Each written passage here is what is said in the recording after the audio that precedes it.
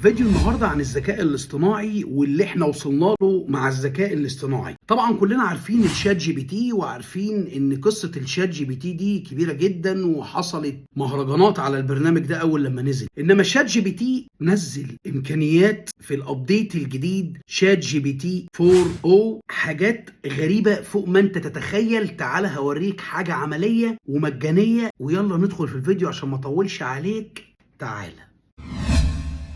شركة شات جي بي تي دي من أقوى الشركات في العالم اللي بتتكلم بالذكاء الاصطناعي في السيرش عن كل حاجة أنت ممكن تتخيلها. نزلت أبديت جديد للشات جي بي تي بتاعها اسمه شات جي بي تي 4. بص يا جماعه، مبدئيا هو الشكل الابلكيشن المفروض ان انت لما بتيجي تفتح الابلكيشن بيبقى كده زي ما واضح قدامكم. مش عارف هيبقى واضح ولا مش واضح، بس تعالى انا مش هقول لك اكتب له. يعني انت مبدئيا انت لما بتكتب له حاجه هو بيديك الاجابه في اقل من يعني ثانيه، سريع بطريقه غريبه جدا. فتعالوا عشان تبقوا انتوا حاضرين معايا الموضوع، بدل ما احنا هنكتب احنا هنتكلم افضل. المفروض دلوقتي ان انا بتكلم معاه فانا هقول له حاجات معينه هو يقدر يرد عليا فيها. فمثلا بالبلدي كده اول مره هكلمه فاقول له ايه، انت بتعرف تتكلم عربي باللهجه المصريه كويس؟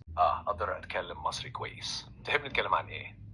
والله انا كنت بجرب البرنامج بتاع الشات جي بي تي والتحديث الجديد اللي انتوا نزلتوه عجبني جدا. انت رايك ايه فيه؟ حلو ان التحديث الجديد عجبك. انا شايف ان التحديثات دي بتساعدنا نتكلم بشكل احسن وادق. في حاجه معينه حبيتها اكتر في التحديث. طيب انا المفروض الفيديو اللي انا بصوره دلوقتي هتكلم فيه عن مميزات الشات جي بي تي التحديث الجديد ال 4. فممكن تقول لي المميزات عشان خاطر اكتبها وراك واقولها للناس في الفيديو؟ طبعا خليني اقول لك شويه مميزات في التحديث الجديد جي بي تي 4. اول حاجه النموذج بقى يفهم ويفسر النصوص بشكل ادق واعمق من قبل.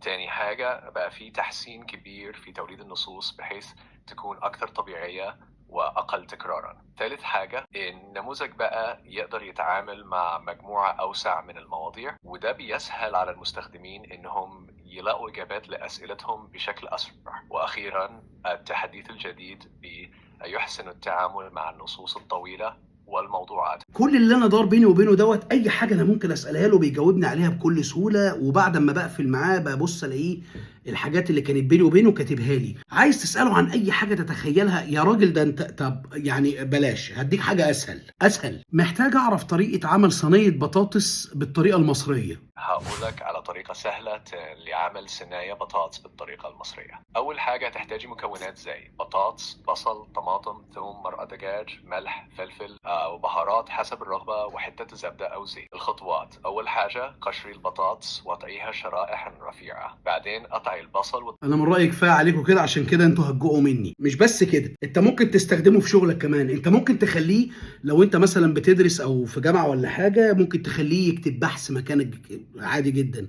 اكتب لي بحث عن الضفدع تزاوج الضفادع في وسط الجبل، يكتب لك. ده طبعا بيبقى غش طبعا عشان بس تبقى انت فاهم الموضوع. اللي انا عايز اوصله لك ان هم وصلوا ان هم يعملوا اي حاجه انت تتخيلها. يعني لو انت مبدئيا دي النسخه المجانيه، لو انت معاك النسخه البلس اللي هي بفلوس، انا مثلا عايز اعمل فيديو عن موبايل هكلمكم عنه قريب، فانا يعني مضغوط ما عنديش وقت. فمجرد ان انا بكلمكم عن تجربه انا عشتها، مجرد ان انا بقول له اعمل لي صوره احطها للخلفيه بتاعه الفيديو على اليوتيوب عن موبايل مثلا شاومي 14 الترا مثلا، هو بياخد الاوردر وبيستنى هنا بيتكه شويه، بيدي لحظات كده ممكن من دقيقتين ل3 حسب الديزاين، ويروح عامل لي ديزاين وبياخد اللوجو بتاعي بكون انا مقدمه له، بيديله اللوجو بتاع القناه بتاعي في لينك، فيروح عامل لي الصوره وعامل لي اللينك وعامل لي كل حاجه. بالمناسبه لو انت بتتفرج على الفيديو ده على اليوتيوب فاحب اقدم لك يا صديقي ان الديسكريبشن اللي انت قريته، لو دخلت على الديسكريبشن عندي وقريت الديسكريبشن، انا مش كاتب فيه ولا كلمه يا حبيب قلبي. هو اللي كاتب كل حاجه مكاني خلاص، وهو اللي كاتب محركات البحث، هو اللي عامل كل حاجه. فاحنا وصلنا لحته الله المعين انا مش عارف اللي جاي ايه. يعني انا كنت لسه من قيمه شهر كده كنت متكلم معاكم على الجيميني بتاع جوجل وبقول لكم اختراع، انا لسه ما لحقتش افرح يا اخي، لسه ما لحقتش افرح. راح